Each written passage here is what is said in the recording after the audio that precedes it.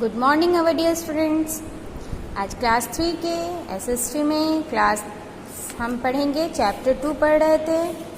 Chapter 2 में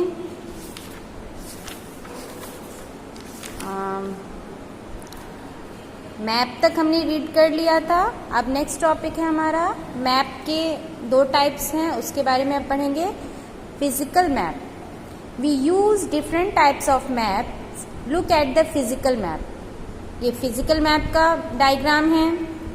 we can see mountains, rivers, deserts and plains clearly shown in the physical map. हम physical map में क्या देखते हैं? माउंटेन्स, रिवर, रेगिस्तान मतलब पहाड़, नदियाँ, रेगिस्तान, भूमि, समतल भूमि, वो क्लियरली उसमें दिखाया जाता है। Generally brown colour is use to show mountains and blue colour show water bodies on a map and globe. ज़्यादातर जो ब्राउन कलर जो शो किया जाता है आपको ग्लोब पे चाहे मैप पे, वो शो करता है माउंटेन्स को, पहाड़ों को, और ब्लू कलर किसको आइडेंटिफाई करता है? वाटर बॉडीज को। दूसरा है हमारा political map. A political map helps to show political boundaries, names of countries, major cities etcetera. Political map के थ्रू हमको क्या पता चलता है? पॉलिटिकल बाउंड्रीज, हमारी जो भी सीमा है, देश की सीमा, वो पता चलती है, कंट्री के नाम पता चलते हैं, और जो ज़्यादातर शहरें हैं उसके बारे में। When we hang a map, the north direction remain at the top, so the direction had to locate place on a map globe। जब भी हम मैप को हैंग करते हैं वॉल पे, तो जो ऊपरी जो उसका सिरा है वो नॉर्थ को इंडिकेट करता है, मतलब नॉर्थ डायरेक्शन को, और जो नीचे का है वो कहाँ करता है? साउथ को। Let us get to know about the continents and the oceans. अब हम कॉन्टिनेंट्स और ओशियंस के बारे में पढ़ेंगे। Continents and oceans. Continents means होता है महाद्वीप, क्या होता है? महाद्वीप। और ओशियंस मीन्स होता है आपको महासागर। A main huge continuous land mass is called a continent. मतलब भूमि का बड़ा जो टुकड़ा होता है वो कॉन्टिनेंट कहलाता है। There are 7 continents. हमारे पूरे वर्ल्ड में 7 कॉन्टिनेंट्स हैं।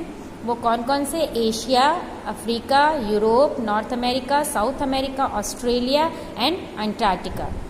अ great large water body bigger than sea is known as an ocean.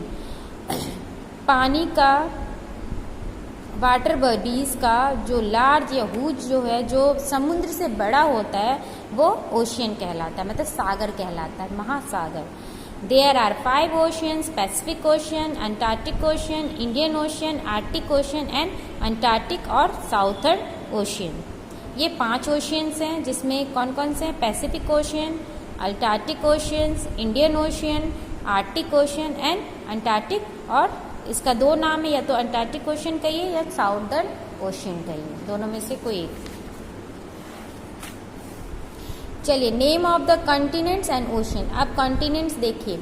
Continents Asia, जो सबसे लार्जेस्ट कॉन्टिनेंट है, पूरे वर्ल्ड का सबसे लार्जेस्ट कॉन्टिनेंट क्या है? हमारा एशिया है। उसके बाद है यूरोप, अफ्रीका, इसको डार्क कॉन्टिनेंट भी कहते हैं, इसको डार्क कॉन्टिनेंट भी कहता है। North America, South America, Australia, जो सबसे छोटा कॉन्टिनेंट है। स्मॉलेस्ट कॉन्टिनेंट है अंटार्कटिका, फ्रोजन कॉन्टिनेंट है। मतलब ये जो अंटार्कटिका है वो फ्रोजन मीन्स होता है हमेशा बर्फ से ढका रहता है। अब ओशियंस है। पैसिफिक ओशियन, ये लार्जेस्ट एंड डीपेस्ट ओशियन है। पैसिफिक ओशियन जो है वो सबसे बड़ा और सबसे गहरा महासागर है। Antarctic ocean biggest ocean. Indian ocean, name after a country. Indian ocean का नाम इंडिया कंट्री के नाम रखने के बाद रखा गया था, इसके मतलब इंडिया के नाम पे उसको रखा गया है।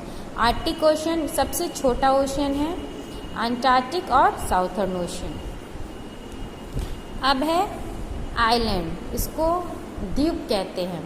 आइलैंड वो लैंड पीस होता है जो चारों तरफ पानी से घिरा होता है। And Isolated piece of land surrounded by water is called an island. वो लैंड पीस जो चारों तरफ पानियों से घिरा होता है और बीच में भूमि का जो टुकड़ा होता है वो आइलैंड कहलाता है. For example Greenland. इसका एक एग्जाम्पल क्या है? Greenland. Direction. There are 4 main cardinal points और मेन डायरेक्शंस. 4 डायरेक्शन जो मेन डायरेक्शन है वो 4 है.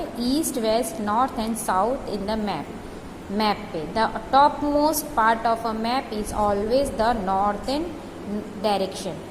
जो मैप का सबसे ऊपरी भाग है, जब मैप को हम वॉल पे टांगते हैं और ऊपरी जो उसका सिरा होता है वो नॉर्थ डायरेक्शन को इंडिकेट करता है.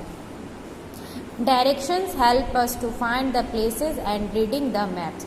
डायरेक्शन के हेल्प से हम जगह को ढूंढ पाते हैं और क्या होता है, मैप्स को पढ़ पाते हैं.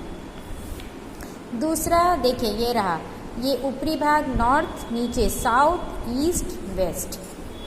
Magnetic compass. मैग्नेटिक कंपास चुंबकीय कंपास. चुंबक जानते हैं ना, वही चुंबकीय compass. The magnetic compass looks like a watch. Magnetic compass किसकी तरह लगता है? एकदम वॉच की तरह लगता है, घड़ी की तरह रहता है. The needle of the magnetic compass always point toward the north. उसका जो नीडल होता है वो मैग्नेटिक कंपास का, वो हमेशा किधर पॉइंट रहता है? नॉर्थ की तरफ. So one can easily guess other direction too. इसीलिए उस जब भी एक सुई नॉर्थ की तरफ रहता है तो उसके नीचे क्या हो गया? साउथ हो गया. इधर क्या? East, west. इस तरह हम उसके डायरेक्शन को ईजिली पता कर सकते हैं. The magnetic compass is generally used by the pilot sailors to know the directions accurately. Magnetic compass का जर्नली कौन यूज़ करते हैं? पायलट्स जो प्लेन उड़ाते हैं, सेलर्स जो शिप चलाते हैं, क्योंकि वो डायरेक्शन को अच्छी तरह से समझ सके. Motions of the earth. Earth के मोशंस मतलब अर्थ की गति, अर्थ की घूमने की जो विधि. चलिए, the earth is not sanitary. There are 2 types of movements of the earth.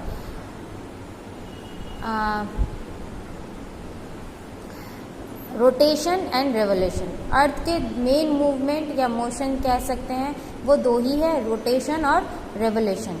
चलिए, rotation of the earth. The earth rotates like a top on its axis from the west to the east in about 24 hours.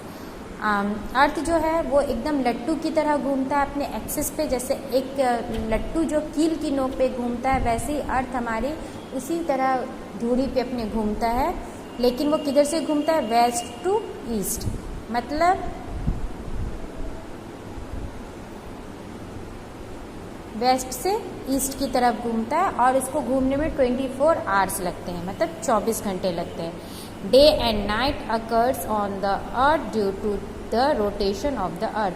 दिन और रात depend करते हैं. कैसे बनते हैं? Rotation वो डिपेंड करते हैं अर्थ के रोटेशन पे. अर्थ जैसे जैसे रोटेट करता है, दिन वैसे वैसे ढलती जाती है, वैसे वैसे दिन निकलता है. So this movement of the earth is also called the daily motion of the earth. इसीलिए ये जो मूवमेंट है अर्थ का, इसको daily motion of the earth भी कहते हैं. That half of the earth which faces the sun, मतलब अर्थ का जो हाफ फेस होता है, जो सन की तरफ मतलब घुमा रहता है, वहाँ दिन रहता है. And the remaining half which does not face the sun has night. और जो भाग जिस पे सूरज की रोशनी नहीं पड़ती है, वो भाग की तरफ क्या रहता है? दिन रहता है, रात रहता है. बी है रेवोल्यूशन ऑफ द अर्थ. अब the revolution of the earth is the movement of the earth around the sun in an orbit elliptical path in 1 year 365 1/4 days. This movement of the earth is also called the annual motion of the earth. It causes changes in seasons on the earth. अर्थ जो है अपने कक्ष में अंडाकार तरह घूमता है, Oval की शेप में जो घूमता है, सन के चारों तरफ ओवल के शेप में जो चक्कर लगाता है, तो वो क्या कहलाता है? रेवोल्यूशन कहलाता है. और ये एक सूरज की एक चक्कर काटने में अर्थ को 365 1/4 डेज लगता है, जो कि किसके बराबर होता है, 1 साल के बराबर होता है। इसीलिए इस मूवमेंट को annual motion of the earth भी कहते हैं। इससे धरती पे सीजन्स बनते हैं। क्या बनते हैं? सीजन्स बनते हैं। ओके स्टूडेंट्स, आज के उसमें इतना ही। आप इस चैप्टर का, आई थिंक ये चैप्टर हमारा कंप्लीट हो गया है, मतलब ये चैप्टर कंप्लीट हो गया है, और इसलिए आप इस चैप्टर से रिलेटेड कुछ वर्ड मीनिंग मैं आपको होमवर्क के थ्रू दे रही हूँ एज अ होमवर्क। इसे आप अपने नोटबुक पे नोट करें, और नेक्स्ट वीडियो में इसके हम ये multiple choice questions, fill up, true false, matching and question answer करेंगे। इसे अपने नोटबुक पे उतारिए।